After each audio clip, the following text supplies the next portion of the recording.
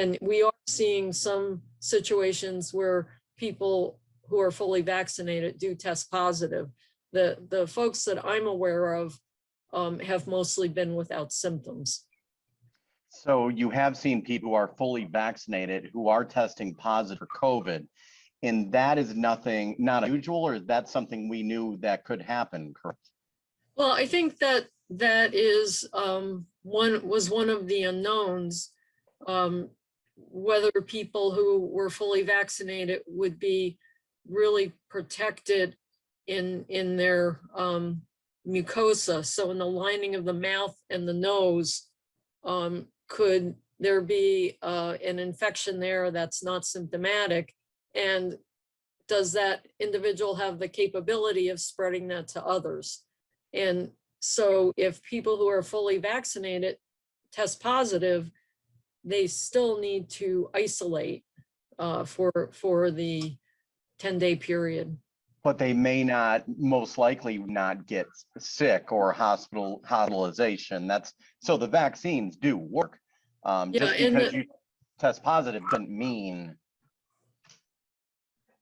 Right. I think with a great level of vaccine in the community, of COVID in the community, the vaccines don't work quite as well for mild disease. And you can kind of think about it, if you have a raging forest fire and you try to put it out with the garden hose, and the vaccine's a garden hose and the disease is the raging forest fire, if you had a little brush fire, that garden hose would work way better.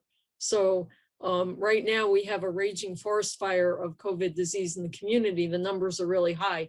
Our positivity rate is around, I think, 13% for the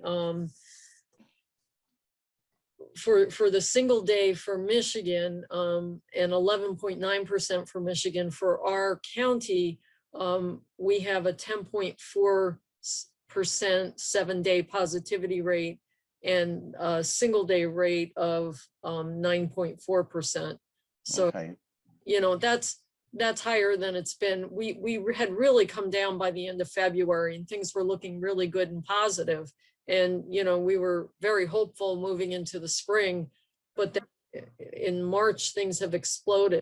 Now, the thing that we're not seeing is yet, and I don't know what we're going to see, but we're not seeing a huge increase in hospitalizations. If you look at the state overall, there is an increasing trend. I think in Midland, we have had 2 COVID-related deaths in March. You know, and these hospitalizations and deaths tend to lag. You know, they're lagging